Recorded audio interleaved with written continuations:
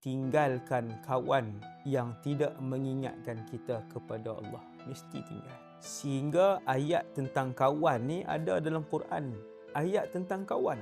Sekumpulan manusia di mahsyar menyesal sebab memiliki kawan yang begitu. Besarnya kawan. Show me your friends, I will show you your future. Semua agama ada. Siapa kawan kamu? Siapa keliling kamu? Kamu kaki mancing, keliling kamu mesti kaki mancing. Kamu mesti ada grup mancing.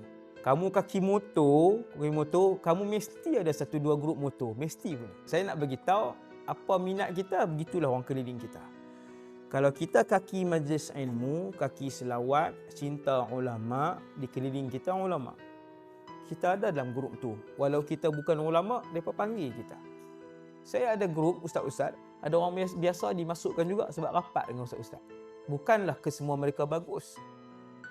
Tetapi insya-Allah kebanyakan mereka mengajak kepada Allah Subhanahu Wa Taala. Maka banyakkan kawan-kawan yang soleh-solehah. Kawan soleh-solehah ni tuan-tuan, kita duduk dengan dia, kita tak buat dosa.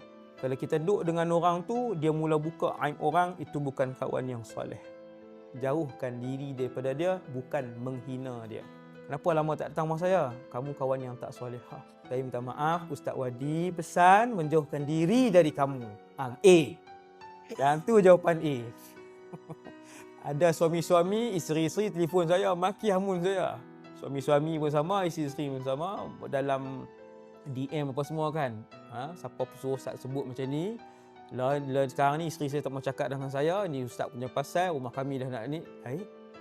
Saya tak kenal pakcik pun. Saya tak kenal pun kakak kan. Saya sebut yang Nabi sebut. Seorang suami macam ni. Seorang isteri dia kena buat macam ni. Saya tak pernah sebut nama siapa-siapa. Saya sebut apa yang Nabi buat, apa yang Nabi tegur. Jadi antara cara nak istiqamah, suasana keliling kita orang yang baik.